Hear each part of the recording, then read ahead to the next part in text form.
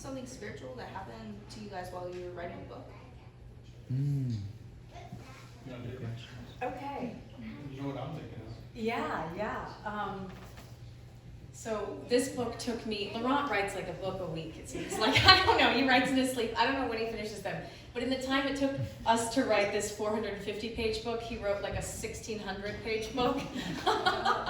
So it took me a long time. He was done pretty quickly. And part of that was, in order to publish a book about spirituality, I had to become a spiritual person. And I had to work through a lot of like, who am I to say this? Who am I to, even think I have any knowledge that's worth listening to? And part of that journey was going to a Vipassana meditation retreat center. So that's a 10-day, my friend Lou is smiling because she's done it. It is horrific. It felt like 10 days of being held underwater, and just when I felt like I was gonna drown, they bring you up for a gulp of air and then shove you back down. It's 10 days in silence, one small meal a day, no jewelry, no makeup, only loose-fitting clothing, no eye contact, no exercise, no reading, no writing, no technology. They strip you of everything. You literally sit in a dark room 14 hours a day. And every time I closed my eyes to meditate, I would see like violence, strangling men with my bare hands, people shooting each other for 14 hours for 10 days.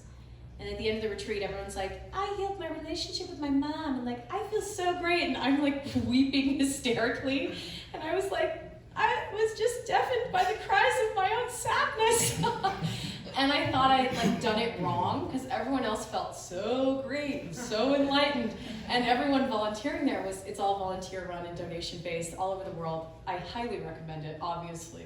But at the end of it, the volunteers were like, you're doing it. This is the real Vipassana. Those people are just on the surface. Like you're talking about the surface Baba and the real Baba.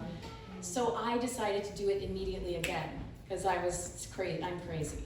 And I was like, oh, it didn't work the first time, right? So I'll do it one more time. Maybe then I'll feel better. No, just as hard. Just as horrific, just as challenging.